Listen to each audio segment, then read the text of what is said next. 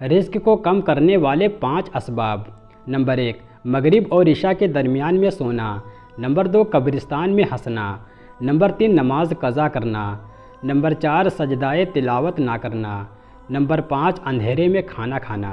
اللہ تعالیٰ فرماتا ہے، میری محبت تو دیکھو، جو فرشتے شام کو تمہارے گناہ میرے پاس لاتے ہیں، میں صبح انہی کے ہاتھوں تمہارا رزق بھیجتا ہوں۔ جو انسان اپنے حصے کی روٹی بھی بانٹ دیتا ہے، اس انسان کا رزق کبھی کم نہیں ہوتا۔ رزق اور عزت کسی کے ہاتھ میں نہیں، اللہ جسے چاہے بے حساب دیتا ہے۔ ایک دوسرے کے رزق پر نظر مت رکھو، کیونکہ اللہ سے بہتر کوئی تقسیم کرنے والا نہیں۔ حدیث میں ہے کہ اپنی کمائی کو حلال و پاک رکھو، تمہاری دعا قبول ہوگی۔ جو پرندوں کو بنا مانگے رزق دیتا ہے، وہ تمہاری دعا کیسے رد کر سکتا ہے؟ رزق حرام کھا کر عبادت کرنا ایسا ہے جیسے ریت یا پانی پر گھر بنایا جائے۔ حرام کھانے والے کی عبادت قبول نہیں ہوتی۔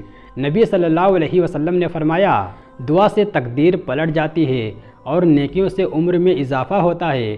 بے شک بندہ گناہ کی وجہ سے اس رزق سے بھی محروم ہو جاتا ہے جو اسے پہنچنا ہوتا ہے۔ نبی صلی اللہ علیہ وسلم نے فرمایا، جو شخص استغفار کرنے کا معمول بنا لے، اللہ تعالیٰ اسے ہر مشکل سے نکلنے کی راہ سمجھا دیتا ہے، اس کے ہر غم کا ازالہ فرما دیتا ہے اور اسے وہاں سے رزق مہیا فرما دیتا ہے کہ جہاں سے اسے وہم و گمان میں بھی نہ ہو۔ تعلق بھی رزق کی طرح ہوتا ہے، بد نیتی آ جائے تو برکت ختم ہو جاتی ہے۔ یہ کچھ معمولی کام اپنا لیں، رزق میں بہت زیادہ اضافہ ہوگا۔ نمبر 1، روٹی کھانے سے پہلے بسم اللہ پڑھنا۔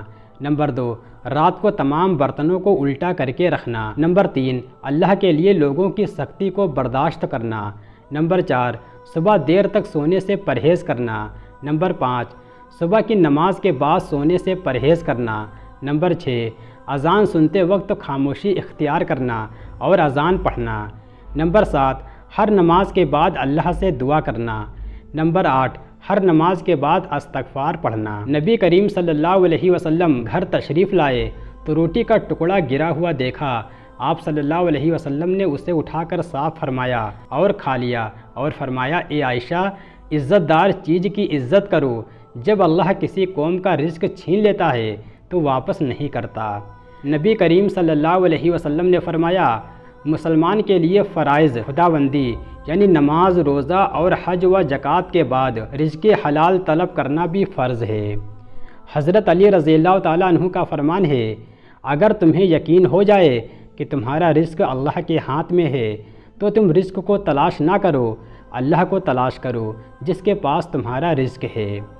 رسول اللہ صلی اللہ علیہ وسلم نے فرمایا، نکاح کرنا رزق میں برکت لاتا ہے اور اولاد رحمت لاتی ہے۔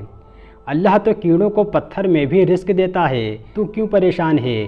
ہیرے موتی کے چکر میں اڑ جا آسمان میں یا لگا گوتا سمندر میں، تجھے اتنا ہی ملے گا جتنا لکھا ہے تیرے مقدر میں۔